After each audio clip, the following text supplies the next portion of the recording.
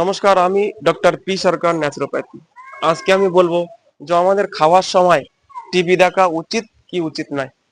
তার উত্তরে আমি এক কথাই বলবো যে আমাদের খাবার সময় কখনোই টিভি দেখা উচিত নয়। কেন?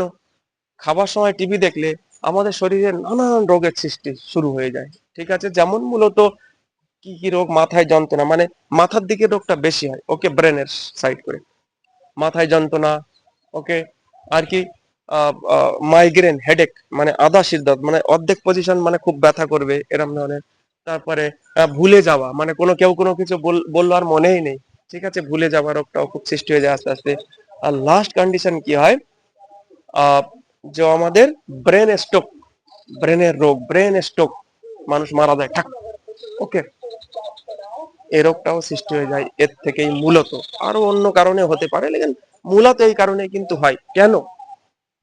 এবার হচ্ছে কোশ্চেন, কেন এটা এরম ধরনের হচ্ছে? দেখেন, আমরা যখনই খাচ্ছি পেটের কোনো একটা জায়গায় যাচ্ছে, সেটা কোথায় যাচ্ছে? নাভির বা সাইডে জঠরগ্নি বলে একটা জায়গা, সেখানে। তো যখনই ওই খাবারটা পেটে যাচ্ছে, একটা ডাইজেস্ট, হজম হওয়ার জন্য খুব একটা শক্তির প্রয়োজন হয়। ঠিক আছে, তো এত শক্তির প্রয়োজন হয় যে আহ, শরীরের সমস্ত জায়গা থেকে শক্তি ওখানেই লেগে যায়। এমন একটা কন্ডিশন সৃষ্টি হয়, বেশিরভাগ শক্তি ওখানেই লেগে যায়, ওই শক্তিটা।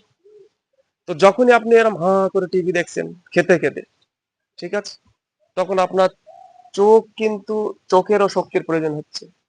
কানে আওয়াজ শুনছেন, কানেরও শক্তির প্রয়োজন হচ্ছে। ওকে, ওকে, ব্রেনে, যে ব্রেনে যে আপনার যে আওয়াজ টাওয়াজ গুলো, ওগুলো ব্রেনেও তো যাচ্ছে ওই।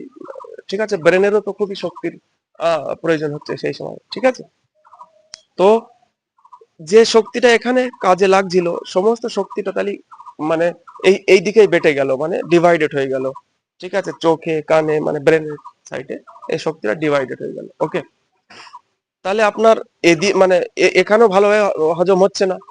ঠিক আছে, কানেও, কানের যেগুলো শক্তির প্রয়োজন, মানে এসব অঙ্গের যেগুলো, চোখ, কান, ব্রেনের যেগুলো শক্তির প্রয়োজন, সে শক্তিগুলো এইদিকে টেনে নিচ্ছে, আবার এই দিকের কাজগুলো টিভি দেখছি, এগুলো শক্তিও পুরো হচ্ছে না। কোনো জায়গার শক্তি আমার পুরো হচ্ছে না শরীরে। তাহলে সমস্ত জায়গায় আমার অসুবিধা হয়ে যাবে।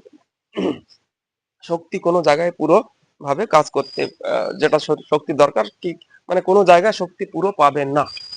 ঠিক আছে, তো আস্তে আস্তে এরম করতে করতে করতে আস্তে আস্তে আমাদের শরীরে নানা বড় ধরনের, বড় চেয়ে বড় রোগের সৃষ্টি হয়ে যায়। ঠিক আছে, যাই হোক, আমি যদি বুঝাতে পেরে থাকি তাহলে ভালো লাগলে লাইক করবেন। আহ, আর যারা কোনো কিছু যদি জানার দরকার হয়, কোনো অসুবিধা যদি আমি বলতে পারি, অবশ্যই বলবো। কারোর যদি কোনো অসুবিধা থাকে কমেন্ট করে বলবেন। আর কি, শেয়ার করবেন, যাতে আপনাদের যারা আত্মীয় স্বজন সবাই এইসব জিনিসগুলো খেয়াল করে। এ কিন্তু খুবই মারাত্মক জিনিস, আমি বললাম, বিশেষ করে বাচ্চাদের একটু খেয়াল করবে, খাওয়ার সময় যেন টিভি একদম না দেখে। ঠিক আছে, থ্যাংক ইউ, ভালো থাকবেন, বাই।